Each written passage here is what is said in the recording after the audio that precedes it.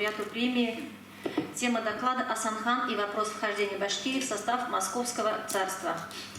Здравствуйте, дорогие друзья. Здесь, в этом зале, я уже неоднократно выступал. Заготовил сегодня доклад, ну, довольно-таки на объемистый. Вот, времени, как я понимаю, ограничено, поэтому буду, в общем-то, наверное, конспективно говорить. Ну, Асан-хан, Асан-хан или Исян-хан, то есть, как читать, допустимо и такое читание, потому чтение, поскольку там написано, значит, арабскими буквами, и, в общем-то, кто как читает, поэтому кому нравится Асан-хан, кому Исян-хан, это не меняет смысла, мы понимаем, что это один и тот же человек. Вот он является героем исторических преданий башкир клана Иракте, вот, который здесь проживает на территории современного Татышлинского района, часть ирактинцев проживает на территории Муслимовского района, Республики Татарстан. В общем-то, история клана, наверное, вам уже хорошо известна, потому что неоднократно это и в программах говорилось, и писалось в книгах, вот, в частности, книга Иракте из серии «Истории башкирских родов». Иракте – это ответвление башкирского более крупного клана объединения Табын или Кара-Табын, который, в общем-то, первоначально был юрт, их находился на территории современной Челябинской области, в долине реки Миас. Вот оттуда начался исход этого клана. И вот он расселился, перевалив на западную сторону Уральских гор, широко расселился в Приурале. Да, это вот Гафурийский район, Кармаскалинский район, Архангельский район. Часть этого клана мигрировала на север Башкирии, заселяя, значит, Балтачевский современный район, Аскинский и Татышлинский. Вот эти все роды, которые на севере сейчас проживают, например, Танык, это Балтачевский район, Балхсе, Казанчи, это Аскинский район, это все суть ответвления вот этого башкирского объединения Табын. И вот одно из таких же объединений, вот ирактинцы, ответвление, вернее. Первоначально они вообще назывались Кара-Табын.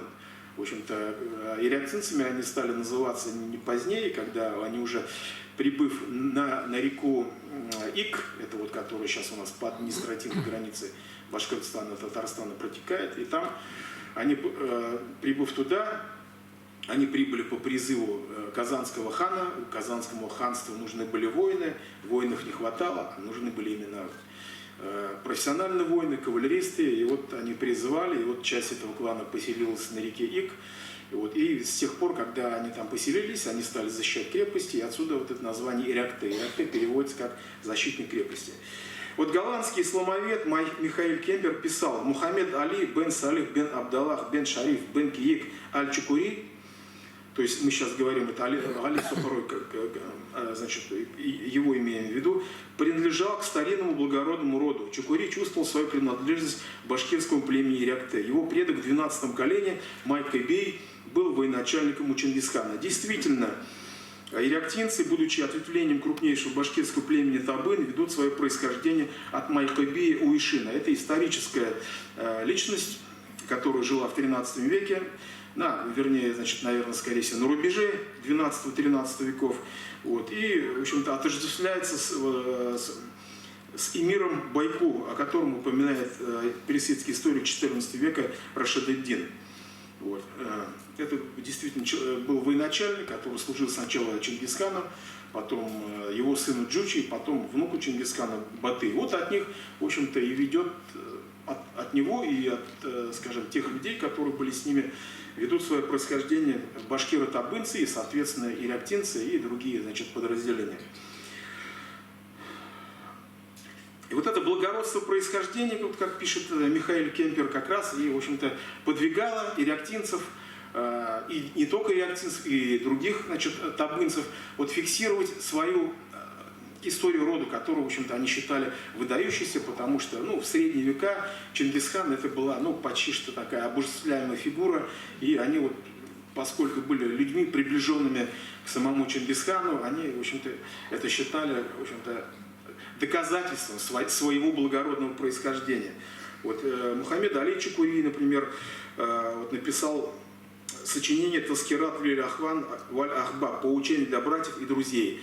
Вот. Его современник, кстати, Мухаммед Салим Умбетбаев, башкир-табынец из деревни Ибрагимова, нынешнего Курмаскаленского района, тоже написал большой исторический труд «Ядкар», где тоже, в общем-то, вот описывал, независимо друг от друга, они писали примерно об одном и том же. О чем это говорит?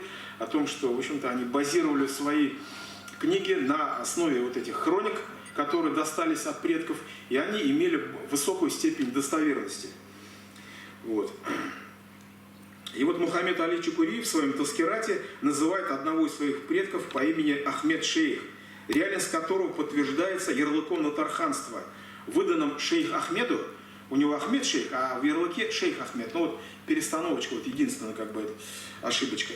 Вот как действительно, в общем-то, Шейх Ахмед, как действительно звучало имя его, казанским ханом Сахиб-Гиреем в 1523 году. Вот, то есть вот этот предок ирактинцев, шейх Ахмед, получил ярлык от Сахиб-Гирея хана. Сахиб-Гирей – это хан, который правил в Казани. В 1523 году он был представителем, правда, крымской династии Гиреев, который был приглашен в Казань, как раз вот когда происходила в Казани междоусобная борьба между сторонниками, значит, промосковской партии, которая хотела, значит, сдать Казань московскому царю, и, значит, противниками, так сказать, крымской партии, которая, в общем-то, хотела сопротивляться. Вот Шежире башкир соседнего клана Уран, который вот башкиры-уранцы проживают на территории Наурского района, в качестве своего главы называли Айсувака или Авдуака Бия Исанбаева, историчность которого также удостоверяет жалованная грамота царя Ивана Васильевича. То есть Шежире пишет про Айсувака, значит, Исанбаева, и мы имеем подлинную, значит, жалобную грамоту Ивана IV. Соответственно, это была тоже историческая реальная фигура, и это показывает, насколько были достоверны башкирские шежире. Наконец, шежире башкир Гайнинцев рассказывает о предводителе гайнинцев Урак-Бии Мамедкулове, которого также, правда, немножко ретроспективно упоминает русские исторические источники 17-18 веков. То есть, получается, это тоже реальная историческая фигура. Для чего я это говорю? Для того, чтобы, когда мы восстанавливаем историю рода, мы вот, в частности, ирактинцев, мы опираемся на данные шежире, на данные вот этого сочинения Али Чукури «Таскират», то есть нужно к ним относиться как к вполне настоящим реальным историческим источникам. Конечно, там немножко могут быть какие-то элементы сказочности, такой былинности, да, но историк на то и историк, который должен отсеять, значит, былины, а оставить, в общем-то, рациональное зерно. В 1552 году войска Ивана Грозного осадили Казань. Башкирские тарханы, а как раз вот мы видим шейх Ахмед, и потом уже его, скажем, потомок Асанби или Исанби, пока мы его не называем Исанханом, вот, они были тарханами, естественно, и вот в силу этих ханских ярлыков были обязаны сражаться на стороне своего сузерена, то есть своего этого сеньора. А сеньором как раз был для них, значит, казанский хан. И действительно мы видим, что в русских источниках есть намеки на участие башкирских тарханов в Казанской войне. То есть после взятия Казани развернулась так называемая Казанская война, то есть такое партизанское движение против, значит, Ивана Грозного, против войск, значит, московских войск. Вот.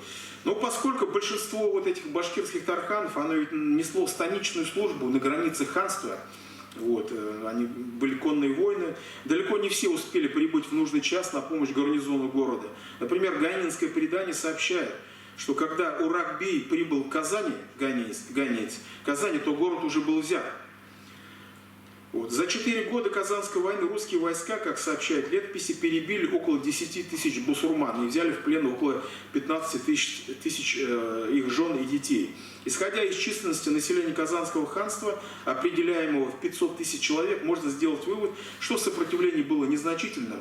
Но действительно, Казанское ханство, оно ведь состояло из 2 страт, то есть было местное оседлое население, предки казанских татар, которые тогда, в общем-то, самоназвание у них было Чуваш, вот, и было, значит, вот этот правящий слой, правящий слой Казанского ханства, это вот ордынская аристократия, так называемые отецкие дети. Почему отецкие дети? То есть это были там 4-5 родов, там Барын, Ширин, Кипчак, Аргын, там, Мангыт и так далее. Поэтому их называли отецкие дети, потому что это были кланы, так же как вот клан Ирякте. Это были такие, значит,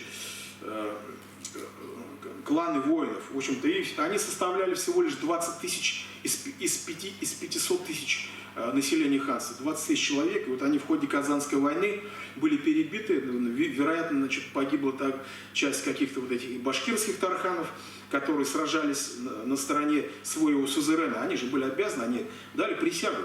Они дали присягу, значит, Казанскому хану, не Казанскому ханству, как, значит, вот этому политическому объединению, а хану. Тогда ведь представления людей о, скажем, солидарности, они были очень такими, не такими, как сейчас. Это сейчас мы представляем, как я давал присягу. Я, гражданин Советского Союза, давая присягу, торжественно клянусь, в армии давал. Там такого не было. Значит, вот он приезжает, он дает шерть, то есть договор вот конкретному человеку хану. Если этот хан умирает, он должен приехать другому хану дать. То есть он не дает клятву государству, а дает хану. Вот такие были, значит, представления. И, естественно, как люди, давшие присягу Казанскому хану, они должны были сражаться.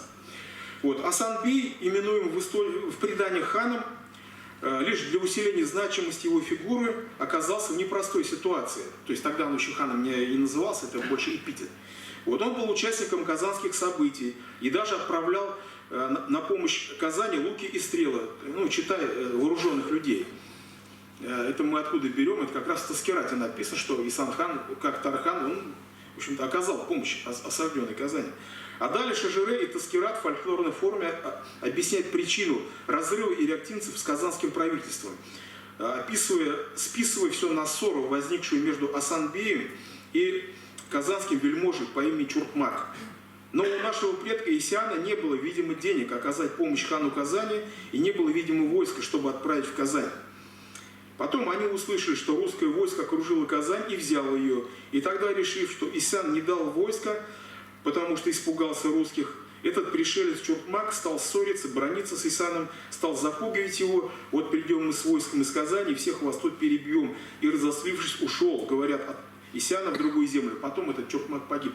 Это понятно, в легендарной форме, отбрасывая вот эту всю, значит, легендарность, в сухом остатке мы можем констатировать, что Исан-хан действительно оказал помощь, как Тархан, казанскому правительству, но после взятия Казани вот эти разбитые отряды, один из разбитых отрядов Казанского ханства отступил на территорию Башкирии, и, в общем-то, ну, это, видимо, уже были деморализованные люди, которые, в общем-то, начали заниматься мародерством, как это обычно бывает на войне. Ну и Исан-хан, естественно, жалея своих людей, он, в общем-то, попросил его удалиться, этого Чуртмака, и впоследствии он там был убит где-то там на стороне. Вот такие дела, значит. Казанское ханство было разгромлено, а попытки немногочисленных ревнителей его независимости были подавлены. И в этот момент Иван Грозный обращается ко всем народам Поволжья и Урала со словами, отраженными в башкирских Шажире: «Пусть никто не убегает, пусть каждый остается при своей вере, соблюдает свои обычаи». Большинство глав северо-западной части Башкирии приняло решение откликнуться на призыв царя. Среди них был и как раз вот уранский Айсуак-бей, гайнинский Урак-бей и ирактинский Асан-бей. Вот как раз вот те лидеры западной Башкирии, которых мы четко знаем, что они существовали. Это все, вот мы знаем, это эти три фигуры. Там глав других там башкирских кланов, например, там, ну, байлярцев там или еще кого-то, мы пока вот не можем, значит, скажем, конкретно говорить, что вот подтвердить их историчность. Хотя в Шажире тоже они упоминаются. Но вот эти три человека точно, они существовали. Вот. И решили откликнуться. Значит. В Таскирате сообщается: потом по всей земле будущего Бирского уезда старейшины башкир снабдили Исяна припасами и направили его в Москву. Было где время царя Ивана Васильевича, зима. Исян-хан надел выдровую ушанку, привязал к ногам лыжи, подбитые шкурой выдра, и ушел один. Придя в Москву, он передал поклон ханов, ну то есть башкирских биев, этого края. В знак своего повиновения поставил свою подпись и вернулся домой. Вот.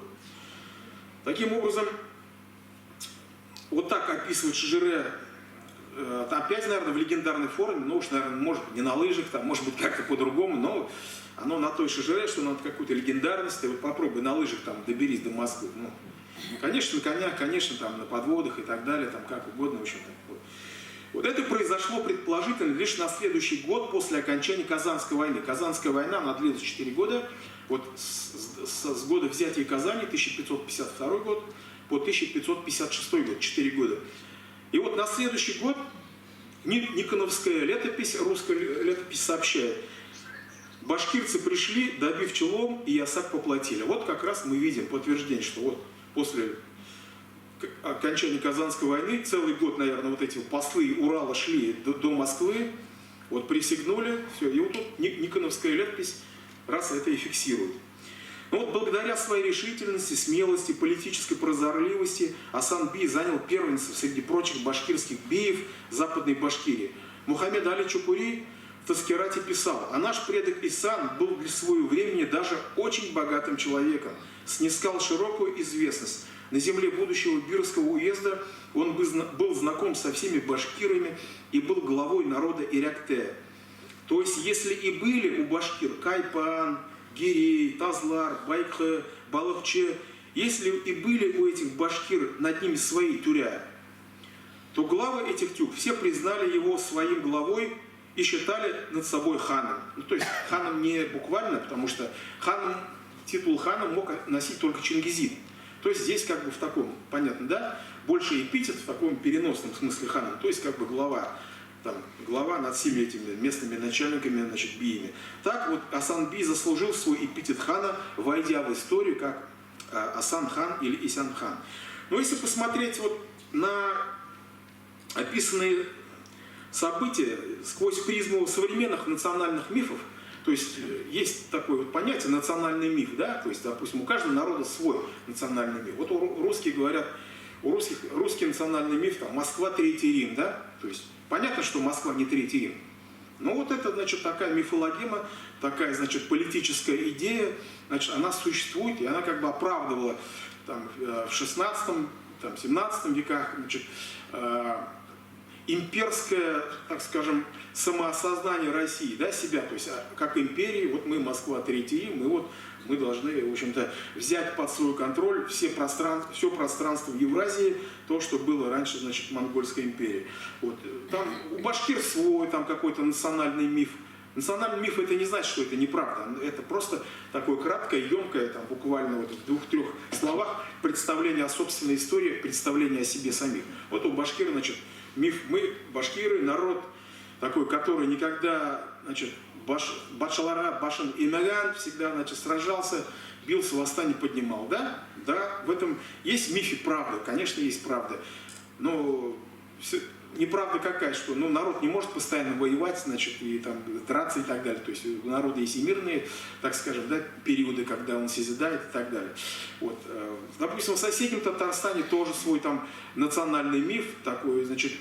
Но мифы, они, знаете как, некоторые близки к исторической действительности, а другие-то не очень. Вот у них там национальный миф такой, что все связано с падением Казани. Вот было, значит, национальное государство у них, вот пришли Иван Грозный, Яоз Иван, и все у них отобрал, и, значит, все. И это воспринимается как национальная трагедия. Здесь тоже, в общем-то, какое-то национальное зерно, если есть, очень небольшое, поскольку вот мы, если исторически посмотрим, как историки, то есть одно дело восприятие сегодня, когда идет процесс создания современных наций, и для того, чтобы нация себя чувствовала, в общем-то, как нация, всегда нужно вот такую, какую-то болевую точку, вот какой-то такой ресентимент, плач по, значит, прошлому. Вот у евреев есть стена плача. Если бы стена плача не было, где бы они могли приехать поплакать, наверное, и еврейского народа не было бы, понимаете? Здесь примерно такая же вот своя, значит, стена плача, падение Казани, Сюймбека, хотя башня Сюймбеки вообще была в 17 веке построена, в 18 даже. Вот. Но, тем не менее, вот он, миф существует. Он, конечно, не совсем историчен, поскольку само взятие Казани, в общем-то, Казань защищал как раз вот это отецкие дети, вот эта Казанская Орда, 20 тысяч человек, да башкирские тарханы. Местное население, значит, оно, в общем-то, по большому счету осталось безучастным. Мы видим наоборот, что там сначала горная страна, Мухаммед Базугов и так далее присягнули за год до падения Казани, в общем-то, Ивану Грозному. И потом здесь основная масса населения, она не приняла участие в этой Казанской войне. И вот эта, значит, Казань, она вплоть до 19 века, падение Казани, не осознавалась в исторической памяти татарского народа как национальная трагедия. Вот. Что касается Башкирии, вот как раз в этом национальном мифе,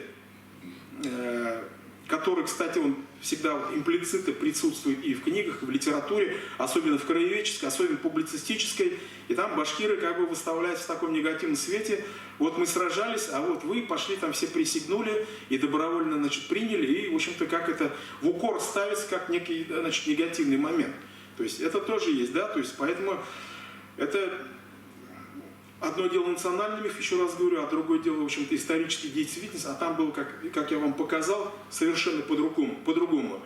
И поэтому, значит, во-первых, если уж так разобраться, то основная часть Башкирии вообще не была обязана, скажем, помогать Казанскому ханству.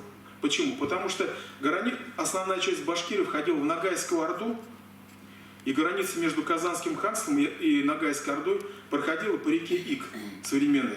Те башкиры, икские башкиры, вот эти тарханские волости, а там было очень много башкирских властей, именно с востока, там была Бурзянская, была Табынская, была Ирактинская, была Айлинская, была Минская, была Сындрянская, Тангаурская и так далее. И башкиры западных, крайне западных властей, это булярцы, байлярцы, гирейцы и так далее, они действительно были подданными Казанского хана, и они, да, приняли, значит, участие в этой Казанской войне. Но почему? Как я уже говорил, они дали присягу. Присягу дали хану, естественно, они должны были воевать, они и воевали. Мы это по источникам видим. А остальная часть Башкирии, в которую входила в Ногайскую Орду, она и не обязана была воевать за в общем-то, Казанское ханство, поскольку они входили в состав Ногайской Орды, а Ногайская Орда, она находилась во враждебных отношениях к Казанскому ханству. Во враждебных отношениях и, в общем-то, не собиралась помогать. И третий момент, который, значит, у нас вот эти национальные мифы опускают и не замечают, а историки-то знают, в общем-то, вот это принятие подданства, русского подданства. Как я уже сказал, в 1557 году пришли башкирцы, заплатив, челом добили. Кто это был? Я, как уже говорил, это всего лишь были, значит, вот эти крайне западные башкирские, скажем, главы западных башкирских родов, которые входили в состав Казанского ханства, подчинялись. Значит, это потому что они служили Казанскому ханству, хану тарханами. Вот. Но основная часть Башкирии, она ведь в 1557 году это только начался этот процесс, а основная часть входила в Ногайскую Орду. И вот Ногайский бей как раз тоже в 1557 году заключил с Иваном Грозным шарт-намай, то есть договор. Но договор был неравноправный, в который, значит, Ногайский бей Исмаил, или Улубий, как он называл себя, он признал себя младшим, неравноправным партнером Ивана Грозного. То есть фактически принял русское подданство. Поэтому башкиры, входившие в состав, вся Башкирия входила в состав Ногайской Орды, тоже автоматически, получается, значит, стало считаться подданными России, даже их не спрося. И вот с этого момента тут уже совсем другой пошел процесс. Поскольку Ногайский бей принял русское подданство, вот эти главы башкирских родов решили, ну а зачем нам вот это промежуточное звено, оно не нужно, раз он принял, тогда мы будем идти непосредственно, значит, с царем заключать договоры. И вот этот процесс пошел, но длился он очень долго, он длился, значит, до 17 века, до начала 17 века, когда уже ногайцы окончательно были, Ногайская Орда ослабела, начался ее политический коллапс, особенно под давлением хлынувших с востока калмыков, это айрат-монголы, которые пришли с западной Монголии. Целая орда, 300 тысяч человек ударила по Ногайской Орде. В свою очередь их оттуда тоже вытеснили маньчжуры. и они бросились на запад, разбили Ногайскую Орду, и ногайцы ушли из Башкирии. В этой ситуации вообще у башкир оказалась безвыходная ситуация, поскольку с востока шли монголы, вот эти, значит, калмыки, вот ногайцы ушли, что было им делать?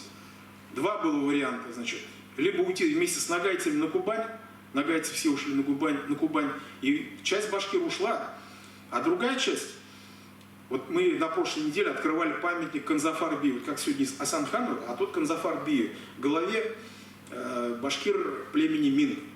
Вот как раз Канзафар-бий встал и сказал: эй, Яранлар, эй, значит, родственники, друзья, соплеменники, если мы уйдем, где мы найдем такую прекрасную землю, как эта? Давайте уходить не будем, давайте останемся. И остались, не ушли с ногайцами на Кубань и стали устанавливать непосредственно отношения с московским государством. Поскольку башкирский народ, он состоял из таких кланов, каждый клан это как отдельное государство, каждый клан заключал с московским государством отдельный договор, каждый, значит, самостоятельно. И вот это было уже, значит, Канзафар-бий, он заключил договор, значит, где-то в начале 17 века, вот там точная дата неизвестна, зато мы точно знаем дату, когда юрматынцы заключили, более южные башкиры, они в 1608 году заключили с правительством Василия Шуйского, вот первую присягнули вот, договор. И, ну, значит, примерно тогда же и вот и минцы, и другие там, и бурзянцы, и кипчаки, и так далее, и так далее. Вот к концу 17 века. Но начало положил этому процессу кто? Асан-бей. Вот с него как бы началось, с него и с его вот этих, значит, Урак-бии, Айсуак-бии, они первыми как бы заложили вот эту основу. Ведь как башкиры ведь вошли в состав, значит, московского государства, как они трактовали это свое подданство. Вот. Они, например, писали всегда: мы пришли под власть царя не под саблею, а своей волею. Но ведь другие народы тоже многие под своей волей пришли, да, там, например, там, ну, условно говоря, там, ну, кого призвать, там, какие-то горские народы, там, и, значит, или там, скажем, мордва, там, да, там, или еще кто, они же тоже. Почему же там, значит, у башкир было сохранено вотчинное право на землю, а у них нет? Почему? Вопрос никто не задавался. Вот. Во-первых, потому что башкиры уже до вхождения в состав Московского царства уже имели, значит, во-первых, уже эти вотчинные права дарованные, как они верили, опять же, этот башкирский национальный миф, то есть мы не знаем кем, но оно было точно даровано ордынским правительством, но башкиры верили, что самим Чингисханом, ну, что, конечно же, быть не могло, скорее всего, каких-то там последующие ханами это был ярлык, это был выдан. Вот. И здесь вот как раз, значит, почему же, когда они вошли в состав Московского царства, русский царь сохранил вот за ними вотчинные права. Они вошли с вотчинами, но ведь мог же не сохранять же, сказать: все, это на мои земли, все, и до свидания. Нет, он сохранил. Почему? Здесь аналогия, полная аналогия с тем, что было вот совсем недавно. Аналогия с событиями гражданской войны и революции. Вот. Большевики вряд ли бы признали автономию Башкортостана, если бы башкиры не имели собственного войска. Вот и годы вооруженной борьбы с советской властью. То есть сначала у них было войско, они сражались с советской властью, показали свою силу, большевики признали в них, значит, субъект, такой, значит, юридический субъект, с которым можно и нужно договариваться, иначе они там дальше будут сражаться. Вот. Здесь в середине 16 века ситуация была схожей. В ходе вот бурных событий башкиры сумели сохранить свою военную организацию и политическую субъектность, вот, с которой было просто вынуждено считаться московское правительство. Они вошли в состав нового государства, сохранив частно-владельческие права на свои земли. То есть они, вот как пишется во всех документах, башкиры были, значит, владели землей на основе частного владения. А согласно вотчинному праву московского государства, владельцы земли обладали всей полнотой власти на своей земле. То есть, допустим, царские суды, они были не подсудны царским судам, здесь вот на своих вотчинах они могли что угодно делать и, в общем-то, судить по своему, значит, делопроизводству. Вот. Это положение стало юридическим основанием привилегированного статуса башкиров в русском государстве. Вот один из идеологов башкирского восстания 1735-40-х годов, Юлдаш Мулла Сойранбетов, напоминал русским властям: деды и отцы их от предков мусульманских и нагайских ханов владели вотчинными землями и водами, и, сыскав великих князей и государей, пришли под протекцию их величества сами собою, а не так, как другие государства, силою и войной приведены в подданство. Вот обратите внимание на формулировки. Подданство они именуют протекцией, всего лишь протекцией. А башкирскую полицию, то есть свое общество, они сравнивают с государствами, которые были завоеваны. Таким образом, свое подданство башкиры считали не безусловным, а договорным. Чем оно по факту и было. Вот в 1737 году в ответ на призывы властей сложить оружие и принести присягу, башкиры отвечали: а ныне нашли себе хана, а они, башкирцы, у ея императорского величества, люди вольные, хотят, где служат, а хотят, не служат. Куда они, башкирцы, служить захотят, туда они и пойдут. И у прежних, где государей, они, башкирцы, служили волею и в подданство пришли волею, а не войною. Итак, подводя итог всему сказанному, вот на таких условиях уже Асан Бей и вот его, значит, те люди, которые были с ним, в общем-то, они вошли, вот, поскольку они были пионерами этого движения, они вошли, вот поставили, так сказать, вот они заложили вот, это, значит, вот эту траекторию, что вот мы входим как вольные люди, мы со своими вотчинами, мы вотчинники, мы вам не холопы, мы, значит, признаете, значит, хорошо, заходим, не признаете, не заходим, значит, мы вольные люди, служим кому хотим. Вот они вот это положили траекторию, и уже потом, по их, так сказать, шаблону, уже потом вся, значит, вот эта остальная часть Башкирии уже последующие там 50 лет уже постепенно входила. Так что вот нужно понимать, для чего все это я вот этот долгий такой экскурс сделал, потому что без этого не понять значение Асан или Исан хана нашего, которого сегодня, вот, в общем-то, мы будем открывать там монумент, я его еще не видел, там, что он из себя представляет. Вот. То есть мы должны понимать его значение. Его значение для истории Башкирии, то есть это был ключевой момент, он был первый, шел в авангарде, вот, и вообще в целом для российского государства, потому что войдя как автономная единица в состав тогда еще Московского царства, а потом, значит, в 19 году заключив договор с советской властью о башкирской автономии, об автономии Башкортостана, башкиры, в общем-то, положили начало Российской Федерации на самом деле, как федеративного государства. Ведь Сталин, не Ленин, они не собирались там делать какое-то федеративное государство, они собирались сделать унитарное государство. Все там поделить на области, никаких республик. Вот они, в общем-то, Ахмед Заки Валиди и прочие, в общем-то, в 1919 году, там, я не знаю, осознанно или неосознанно так было, или это вот у нас такая матрица, я не знаю, они, в общем-то, повторили то, что повторили в середине 16 века Асан хан, там, Уракбей Мамедкулов, Айсуак Санбаев, потом Канзафар бей, потом Шагали Шахман бей, Искей бей, Бурзянский, Харакужак, Машавли, Кипчакский, Курпяч бей, Табынский, Тетигач бей, Юрматынский и так далее, и так далее, и так далее. Все вот они были люди, там, жили примерно в одну эпоху, и вот, в общем-то, обеспечивали вхождение Башкирии в состав московского государства именно вот на тех условиях, на которых она вошла. В свою очередь, эти условия положили начало, как я уже говорил, будущей Российской Федерации. Спасибо за внимание.